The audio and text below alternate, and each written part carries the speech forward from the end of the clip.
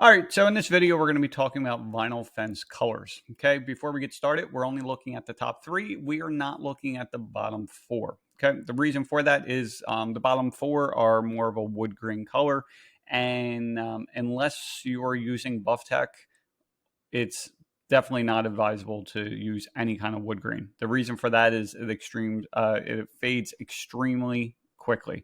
So, you might pay for your fence and then 3 years down the line, it's already faded. And they offer manufacturer warranties and stuff like that. But it's a huge hassle. It doesn't cover the labor. So you're basically paying twice for your fence. The only time we do recommend wood grain vinyl is one manufacturer, which is BuffTech. The only problem with that is we don't use them for two reasons. Number one is the customer service is not good whatsoever. Anytime we order, it's always been a headache. The other thing is the wood grain colors from BuffTech are about 3 times more expensive than white. So if the project was going to be $8,000, well, with wood grain for BuffTech, it's closer to like $24,000. Okay. Now, going with the standard colors, these are the 3 standard colors that most manufacturers are going to offer. So you have the white, the tan, and the clay. Now, some people call it differently, like us actually. So we have white, we have almond, and then we have khaki. Okay. Sometimes they call this adobe, but that's what, it's basically white, a light, and a dark. These match really well to most other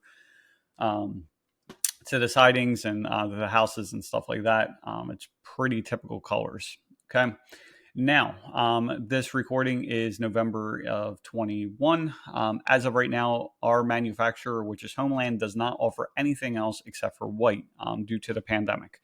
With the pandemic, everything was shut down, and then they weren't even running at full capacity for months at a time.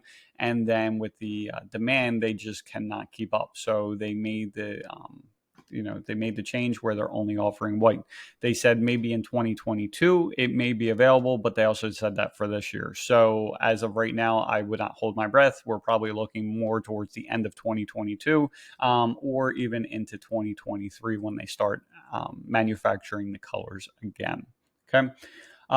Some things to be concerned about again with these colors. Again, if you're getting it from a manufacturer that is not reputable, there is a very good chance that the colors are going to start fading and quickly. The only issue with these is that they don't typically what we see is they don't fade uniformly.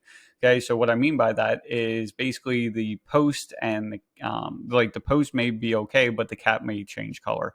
Or with the pickets, there's typically 15 pickets in a privacy fence. Well, there's a lot of times where we've seen where everything's fine except for like 2 to 4 pickets that faded. So now you have a fence that looks like a zebra with all these stripes in it.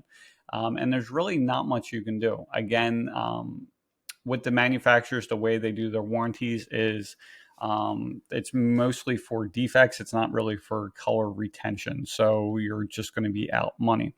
The other issue is just say down the line, 5-10 years down the line, even if you went with Homeland or whoever you bought did not fade in color, in these zebra type stripes, what'll end up happening is in 5 years, they do fade to some degree. So if there was some kind of damage done to your fence, like a tree fell on it or something like that, when you go to get replacement parts, even though you're getting the same color, it's going to be drastically different because the new material that you're going to put up, hasn't had the effects from the sun and all the other, Mother Nature for the past 5 years. So the new material is going to be much darker than the older material. So that's why a lot of times we say stick with white, just so you don't have those issues.